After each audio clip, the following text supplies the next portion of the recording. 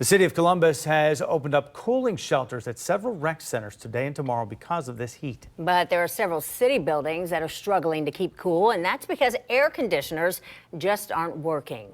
10 TV's Lacey Chris has been detailing the disrepair of some of the fire stations, and she joins us live from Station 14 on Parsons Avenue to explain what firefighters are dealing with now. Lacey? Well, Yolanda, the air conditioner at this firehouse hasn't worked for the past 2 months. It's about 80 degrees on the main floor and even hotter on the second floor where firefighters sleep. For firefighters, the heat isn't supposed to follow them home to the firehouse. Firefighters already face intense temperatures on emergency calls.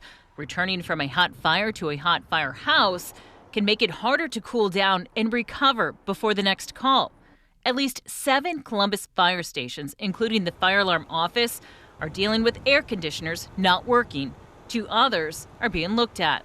I was told at about 10:30, 11 o'clock this morning it was 90 degrees, I believe, at Station 19. Is that acceptable for firefighters who have to be ready to go save lives? No, and that's why we're working so hard to address it. And, our safety department and finance department are working very hard to make sure that we get the air conditioning units working and to make sure that they're acceptable, safe conditions for our firefighters. Portable air conditioners have been brought into those stations, but are struggling to keep up.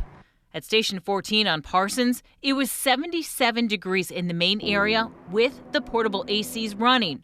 It was close to 80 at Station 29. There's parts of firehouses that are all good to go.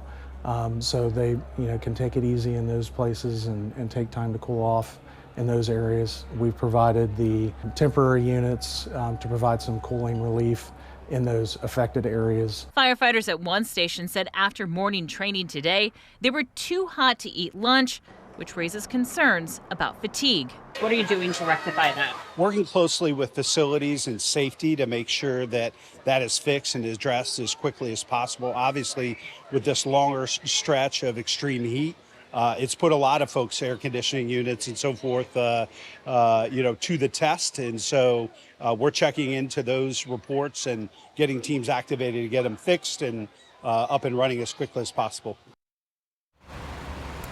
And some firefighters tell me they've actually brought their own air conditioners from home to the firehouse to help them keep cool.